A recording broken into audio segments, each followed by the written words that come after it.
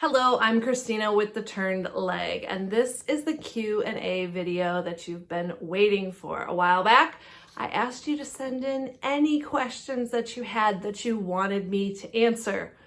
Thrifting questions, booth owner questions, questions about makeovers, DIY paint, sweet pickings, milk paint, junkin', even junk gardening. And I was overwhelmed by the response. Thank you all so very much. I'm trying to get in all of the questions that were submitted. If I don't get yours in, I apologize. There's only so much time that we have here today. I also want to thank all of you that have been here for the whole year. If you have been watching this channel and liking and commenting and supporting, and if you're new here, and you like what you're hearing, make sure to hit the like button and subscribe.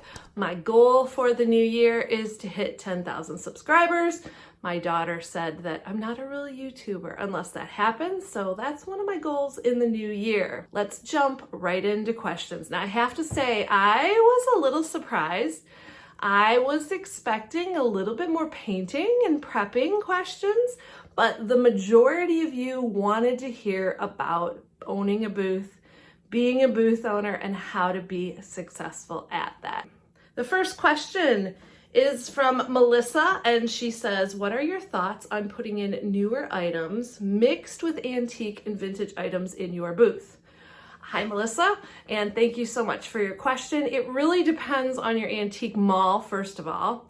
If you are in an antique mall that does not allow that, obviously you can't add those things in. Where I am located at Plaza Antiques and Collectibles Mall in Lincoln Park, we are antiques and collectibles. So items that are not extremely old but are collectible are also allowed in your booth. The other thing is, it depends on your style of your booth. What do you want your booth to look like? Do you really want it to be antiques, hand collected, and all of that? Or are you willing to add in some decor items too to spice it up? So check with your mall, make sure it's allowed, and then go with your gut. What you put in your booth shows off who you are. The next question comes from Mary, and she said, can you explain how long you keep your inventory? And what do you do with things when you're done with it? She says she loves your channel from the west side of Michigan. Thank you, Mary. By the way, there were a lot of sweet comments about how much you appreciate the channel. I didn't put them all in, but I did read every single one of them, and you all made my day. So how long do I keep items? Mary, this might surprise you. As far as my inventory, I'm not someone who is going to go through and throw out or donate things that are necessarily not selling. There have been a few circumstances where I have had to get rid of something, but usually that's because something is broken or kind of gets damaged. It's just part of the business. You know, things fall or get bumped into. So if something is not up to my standards, I will get rid of it or donate it. And it just depends on the quality. If it's broken, obviously, I'm just gonna throw it out. But overall, I like to rotate my inventory so nothing gets stale. If things are not selling, I will package them up, hold them, or maybe list them on my online store and bring them back later. And sometimes just a refresh in your booth, moving things around can give it a whole new look too. Perhaps the only exception to the rule on this is I do wholesale items. And if items have been discontinued or they're absolutely not selling or something, I might look into a sale so that I can get rid of those items and purchase new. But with my antiques, I do more of rotation and moving things around until they sell. The next question is also a booth question.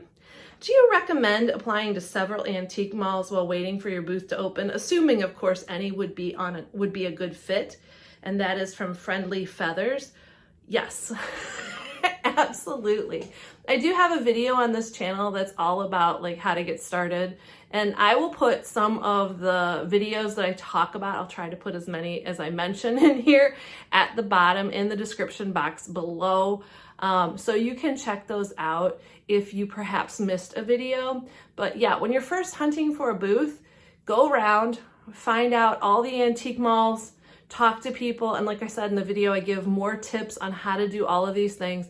But then once you have those antique malls that you're kind of considering, get your name on wait lists. I don't know how long the wait lists are in your area, but my antique mall, we're at least over a year, and it might be longer right now.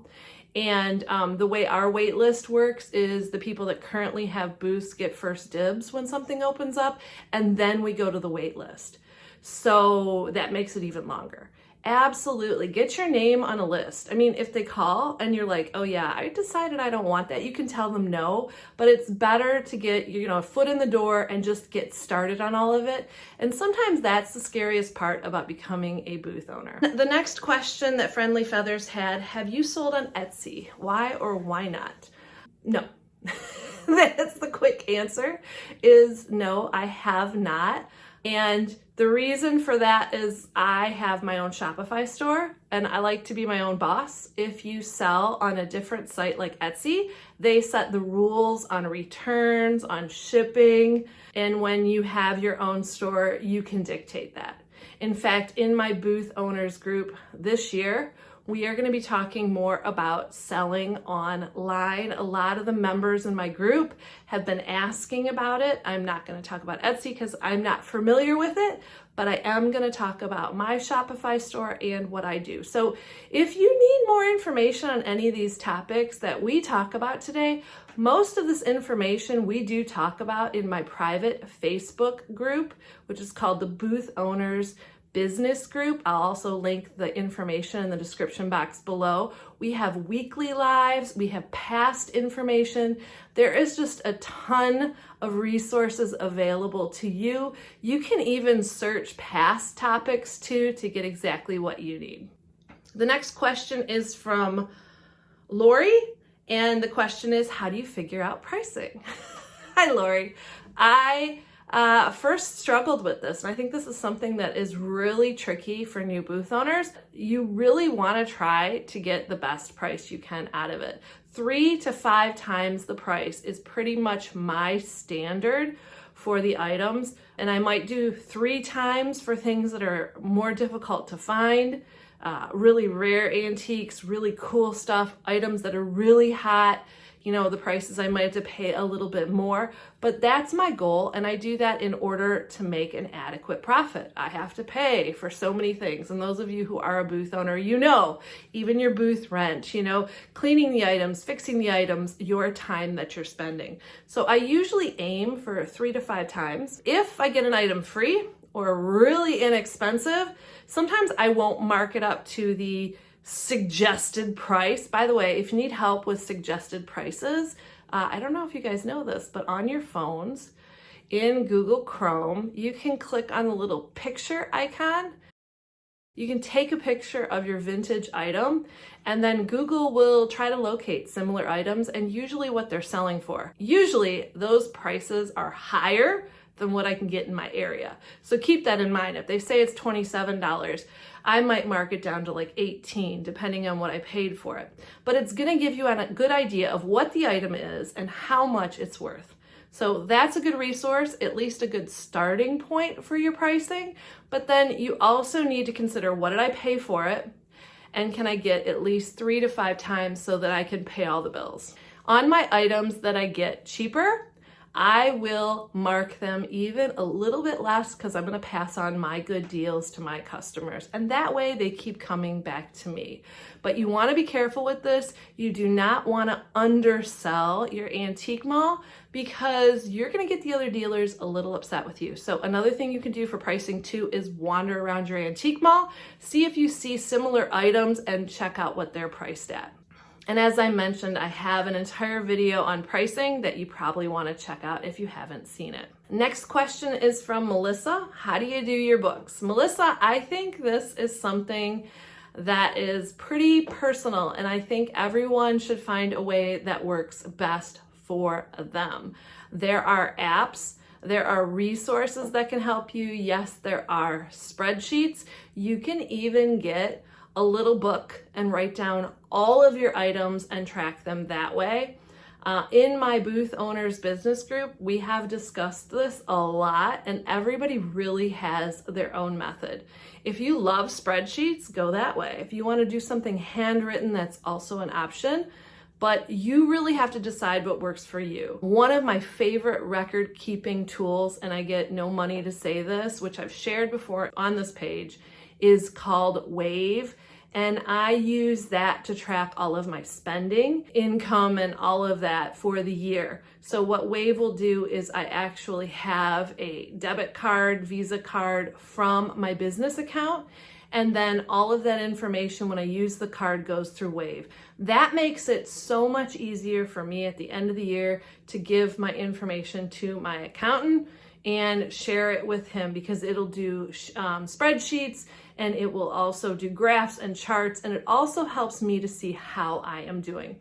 But I think doing your books, you need to find out what works best for you. And if you can't do it, if you don't want to do it, you need to get some help in that area. All states are different, so I'm not here to provide any advice specifically because I'm not an accountant. So you need to really research and find out what works best for you, but most important, you need to be tracking that information. You need to know what's selling, what's not selling, and what prices you're getting. The other question you have is mileage, and there are apps for that. I've tried a couple. I've also, you're gonna laugh, but I've also kept like a little notebook in my car, and I will write down like the odometer at the start and the odometer at the end when I'm going on long trips or I'm going thrifting far away, so I can track my mileage. Once again, you have to choose what works best for you. I really haven't found an app I love the most, but there are free ones and paid ones out there that you can look into. Next question, do you decorate your booth by season? Not so much the holidays, but winter, spring, summer, or fall, or do you stock your booth willy-nilly with things you think your customers would like?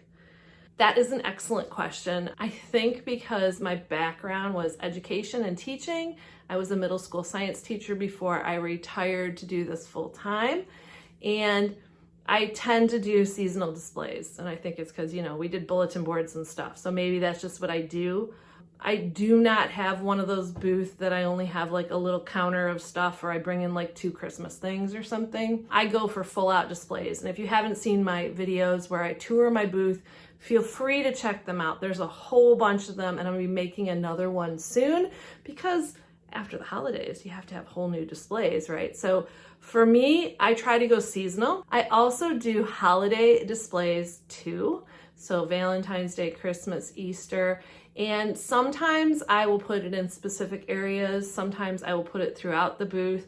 Remember, I have 1,300 square feet. I've tried new things to see what will work. I have certain areas that are high traffic and good sales, like the entrance of my booth. In those areas, I try to always put the new seasonal items in for people. I do seasonal, and I also do holidays. Another thing to consider when you're decorating your booth or just trying to change it up is color. I love to do it by color. So if it's fall, you know, you're gonna get the warm tones, the browns, and those rich colors in. If it's like the holiday Christmas time, you might wanna do red and greens, you might wanna do blue and whites, but also doing a color display is a lot easier for a vintage dealer because we don't always have all of the things. You know, we don't always have the cool metallic tree.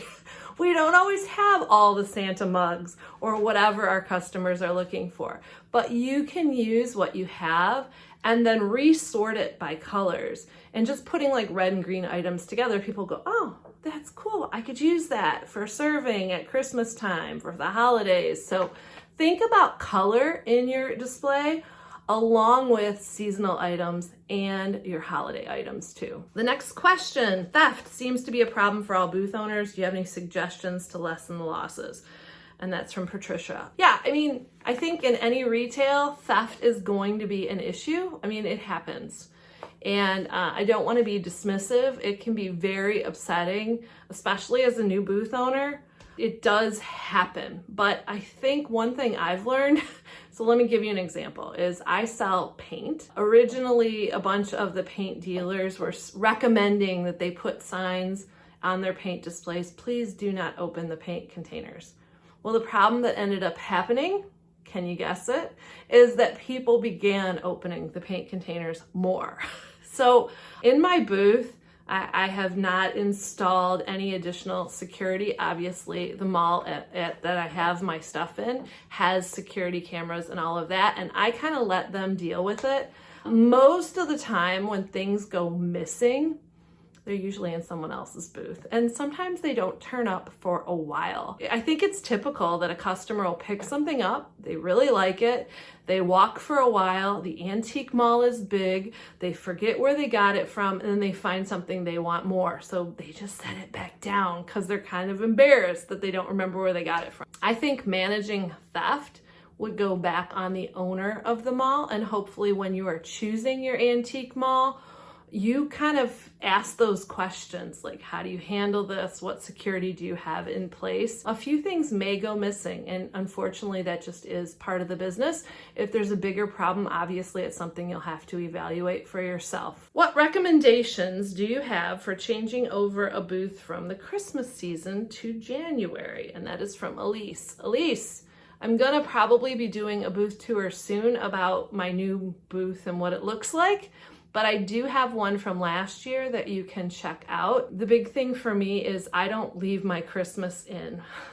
I get it out of there. I mean, it's been in there since October, so I want a fresh look. Another thing I try to do, and it's hard because smalls sell, and that is declutter. For me, that means not necessarily removing a lot of things, although if you have a really small booth, it might be needed. If you go through and just kind of sort things and clean things up and put like items together, it'll make your space look a lot more organized, a lot more decluttered, and more of a fresh look. People for the new year, they want fresh and clean and organized. They want light colors. They want calming colors like blues and greens. So whites, obviously too, grays, those kind of things. So that's kind of what I go for. And I try as much as possible to cut down the clutter, but I think even for me, there's a fine line between too much stuff and not enough stuff. Remember, the smalls make the rent, and you want to have that variety, but really try to make it not look cluttered. By the way, as we go through all of this, if it sparks more questions, let me know.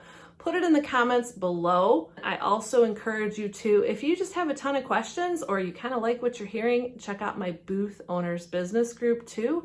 Maybe you want to join for a month, try it out, see if you like it. You can cancel it anytime too. How long have you had this booth, and is this your first? And that's from Aunt Beck's Bakery. I've had my booth since 2015. It is not my first. I started in 2015 with an 8x10 booth. And then, let's see if I can remember the whole transition. I moved to more than one booth in the antique mall. So I had two booths for a while, which I highly recommend if you're wanting to kind of go bigger.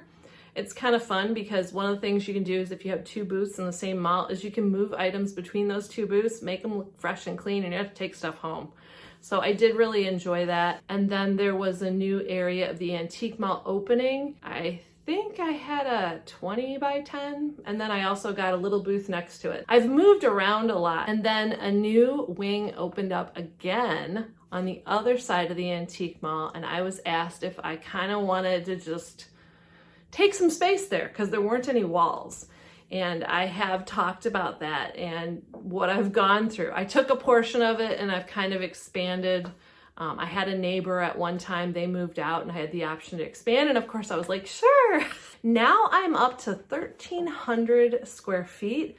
I only have the perimeter walls of the building. The rest of it I built myself. And you can see a lot of the videos. I talk about building displays and how I make walls, because I think one of the things of having a large space is you really don't want people to feel that they're in this huge area. You want to take them through, and there should be some twists and turns. You don't want them to see everything in your booth. You want to make like little vignettes and cubbies throughout. How long have you been in the antique resale business? Once again, 2015 was when I started my booth. I've always loved antiques my whole life. My mom took me to antique stores every weekend as a child, but one of my favorite things was looking for curbside rescues. Even as a kid in a car, like I would be looking on the side of the road all the time for like what people like left behind. You know, how some people look for free kitten signs. I was looking for free coffee tables or whatever. I just was in awe of the fact that people would throw these things out that I felt could be saved and would be perfectly good. And so kind of that's been my mission as a single mom too. I wanted a pretty home. I didn't have a ton of money. So I was given a bunch of free things, didn't match, and I wanted it pretty. So I kind of decided I would get into painting things and fixing things. A lot of the pieces I got were not refinishable, if that makes sense. So I got more into painting. I found out I also really enjoyed it. It was a good stress reliever. By the way, if you need videos on how to paint furniture or even refinish furniture, there's a ton on the channel here too that you can check out. The more I got into it, the more furniture I saved, the more pieces I was saving, and I couldn't fit them all in my house. So then I realized I had to do something. I began to have barn sales, which were in my mother's garage. Wanted to see if people liked what I did. And they did. And so I knew I had to get into this for a business. That's how I ended up becoming a booth owner. I think it's really good to test things out because being a booth owner is not easy. It is the hardest job I have ever done. And I taught 13-year-olds middle school science for many years. I think that says a lot. This is one of the hardest jobs, but I just love it with every part of my being. I love when there's a piece of furniture in, the trunk that I'm saving and I get so excited. That's what fuels me to continue doing what I'm doing. And the next question is, what was the first piece of junk you found and sold? And that's from Homegirl Creates. And I don't know, I've been thinking about this question. I tried not to read too many of the questions because I wanted them to be really authentic with my answers. I don't know necessarily what was my first piece, and I probably should, but you have to understand my first big sale was a barn sale, and I had a ton of pieces, and we filled my mom's barn-shaped garage full. There was a white armoire, I think, that might have been my very first piece. Yes, I painted it white. If you follow me now, I am a color girl. I mean, look at the colors behind me. So white is not necessarily my go-to, but I was learning. I will also tell you, white is the hardest color to paint. But that was a good question. There were a lot of favorites that came to mind. How long do you leave Christmas in your booth and how much do you mark it down before taking it out? This year, I did a thing.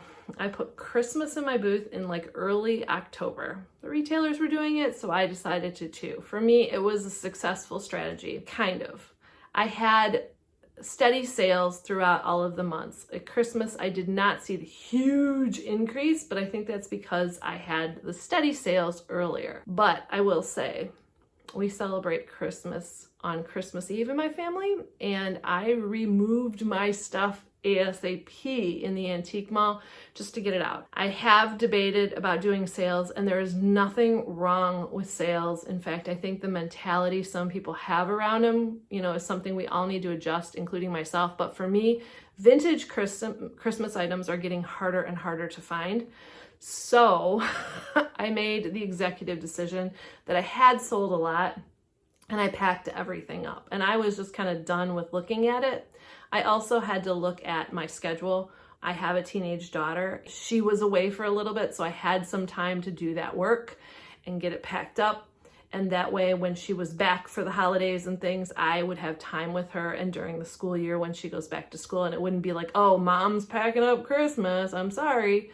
So that also went into play with my decision this year. But it's completely up to you. Some people don't believe in keeping their inventory. They want to, because you're keeping it, you're storing it, and you're probably not selling it unless you have an online store. You're not making any money on it. It might be a really good idea to put it on sale. But like I said, it's a personal decision. I might put it on my online store, I might not, but I did get it cleaned up early this year. Carla started watching for the booth information, but enjoys the junk garden videos. And she wants more super low cost garden ideas. Thank you, Carla. I was so shocked by so many of you enjoying the junk garden videos. It's just something I do. I'm not a master gardener. I just like junk, and I do enjoy the time in my garden. I will tell you, Carla, I'm thinking about some things for spring. I normally make a video or two as the weather gets nicer. I'm located in Michigan, so not much gardening going on right now, although it's been very mild.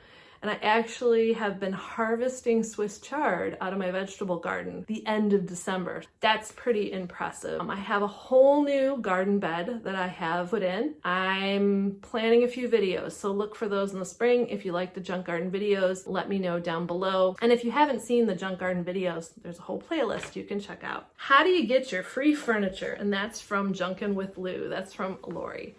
She's a dealer at Plaza Antiques with me. And wouldn't you like to know, Lori? No, just kidding. So one of the things I have to say, I'm extremely blessed, extremely lucky. I kind of call it my superpower.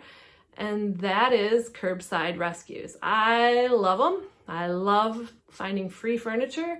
I love making them pretty again, and I'm pretty darn good at it, but I also work very hard at it. One of the things you can do if you're interested in getting free furniture is, first off, tell your friends and family that you have a business and what you're looking for, and offer, especially like right now for New Year's, as everyone's cleaning out stuff, offer to go pick up their items, and that you'll keep whatever you can and you'll donate the rest.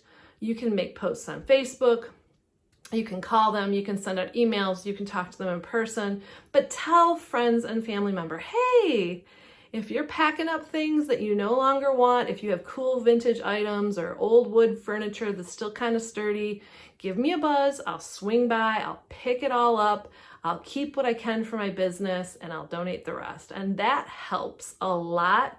I have done that, and I've even gotten estates that way, like whole houses. Put the word out, for one. And then two, I drive around on trash day in my area often.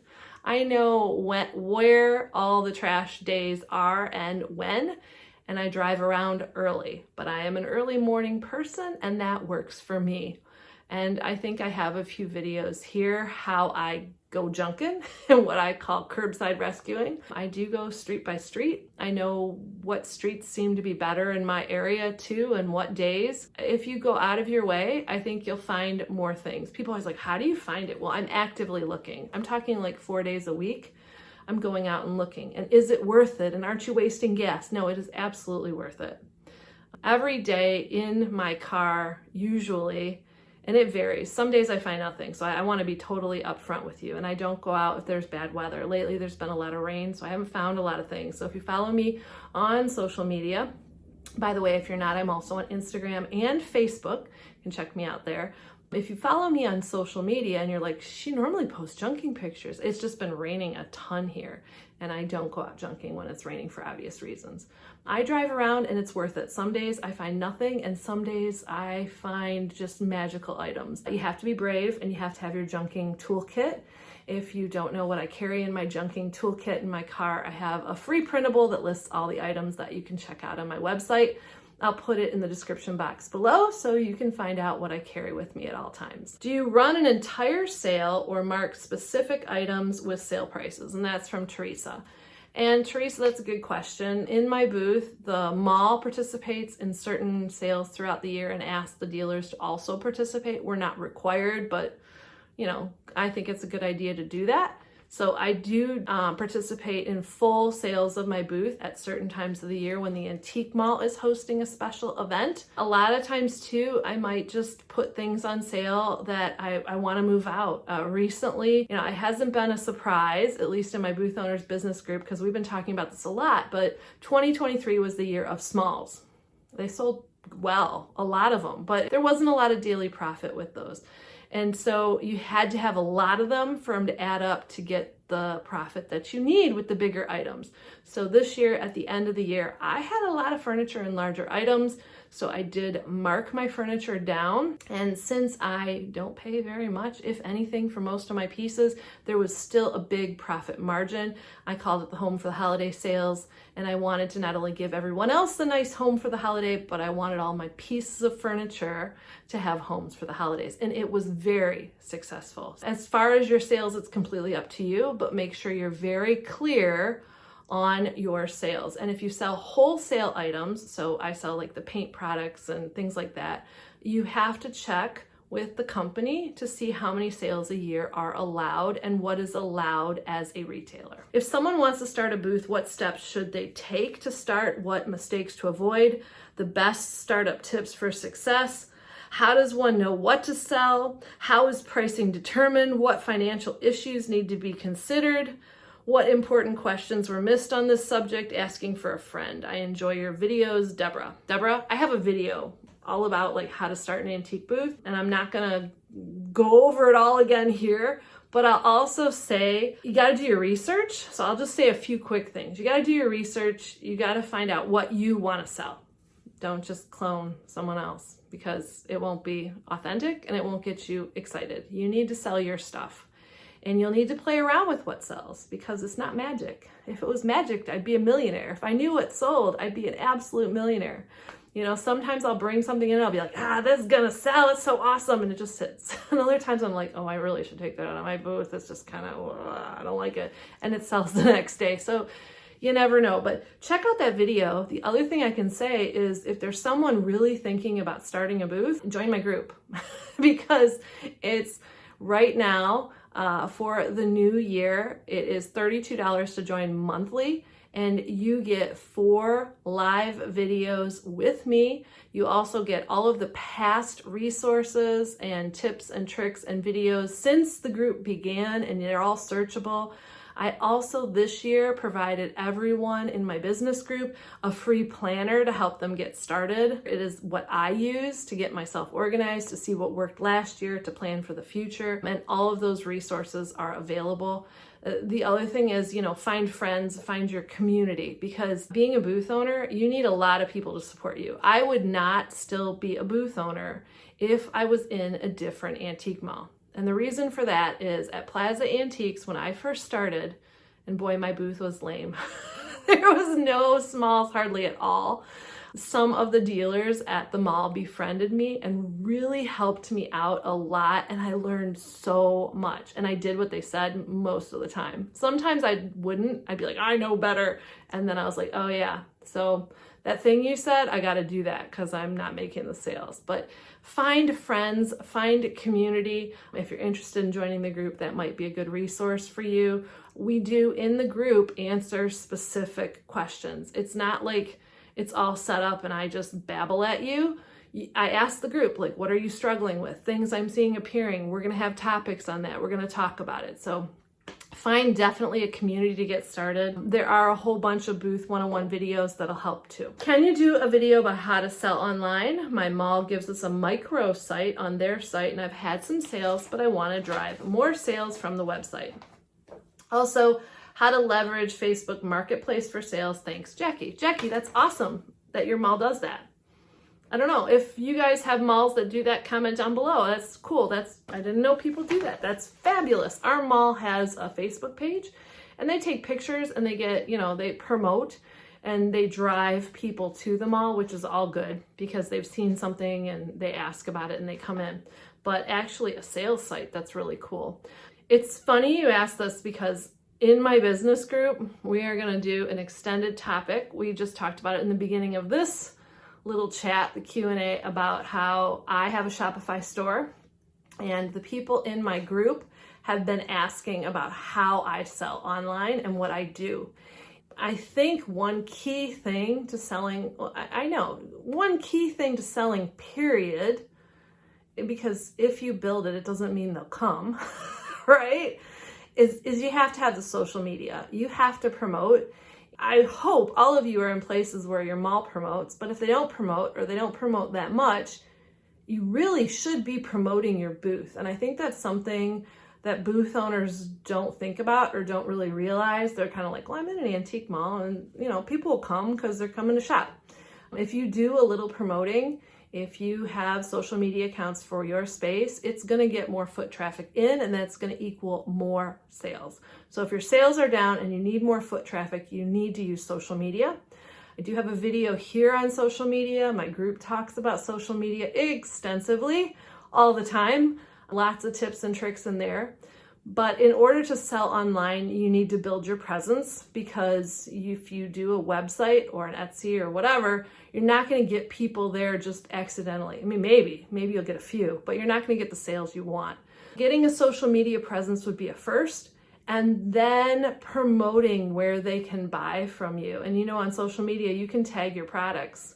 And if you don't know how to do all of those things, check them out, Google them, because that's one good way to let people know, oh, I can buy this, and you can get sales. And then how to leverage Facebook Market sales. I will tell you, honestly, because I believe in being honest, Facebook Marketplace does get people in the door. And if you have larger pieces, like for me, my furniture, I post them almost all on Facebook Marketplace with pictures, because I use those pictures for social media anyways, with honest descriptions. If there's any, this is vintage, so if there's dings or it's not quite perfect, make sure to mention that. Don't forget dimensions. I have a whole little blurb over time that I've kind of constructed about all of the questions you're going to be answering on Facebook Marketplace. Because one, yes, there are scammers out there. I don't want you getting scanned. I do not do any sales myself. I send them all to the mall. I don't take money. I don't hold pieces. I say, if you're interested, you got to go to the antique mall. You have to pay there. They don't pay over the phone. All of those things to avoid scammers. You're going to get the question is it available? What's the best price? So in my blurb, I usually say prices are firm. I have a little blurb that I put with every one of my listings. And as you list on Facebook Marketplace, you'll encounter all of these questions. And so your blurb will get bigger. No, I will not call you on my phone. Yes, you need to go to the mall. Yes, that's where you purchase. Yes, it is available. But I have a blurb on Facebook Marketplace that tries to answer all those questions before I get them, and to try to make things safe for me. I also have a little paragraph that I save in my phone. So when people say, is it available? I respond with this pretty much the same paragraph. Yes, it's available, but I do not hold. You must go to Plaza Antiques to purchase. These are the hours, all of that information, where my booth is located in the mall. And it has sold a lot of furniture for me, but it is a hassle. There are many days on Facebook Marketplace where, someone will say, well, I want to trade you for this. I don't want to trade. It's a hand-painted piece. If you don't like it, that's fine. I have refinished this piece. I have put hours in it. We're not going lower. So you just have to have a little bit of a thick skin with Facebook Marketplace and try it. I highly recommend always trying things to promote you and your booth. Try new things, because that's how you're going to make the sales. And if it works, great. And if it doesn't work, oh well. I also, by the way, have a post on Facebook Marketplace that promotes my whole booth with tons of pictures that I update all the time. You can say something like, hi, I'm Christina, and I just wanted to let you know that I have a vintage booth at Plaza Antiques, and this is what I sell, and these are the hours. Hope you'd stop by and check some things out. Put lots of pictures. That will help. Facebook Marketplace, make sure you're renewing your sites. I don't know, are they every 7 days, something like that? Make sure you're renewing, your listings. Make sure you renew those, keep them current. You will make sales. There will be a lot of questions and things to deal with, but don't get discouraged. A sale is a sale, and it is free promotion. Okay, we've talked a lot. We're almost to an hour, and I don't want to go there. So hopefully, if you're still with me, thank you so much for all of your questions. I have referred you to some of the previous videos on this channel, and I just want it to help you. I am going to continue to provide booth videos here on YouTube to help you. I want it to be a free resource because I got that information the same way, and I know not everybody has a wonderful community, maybe at their antique mall or friendly people or whatever like I did. So I'm paying it forward.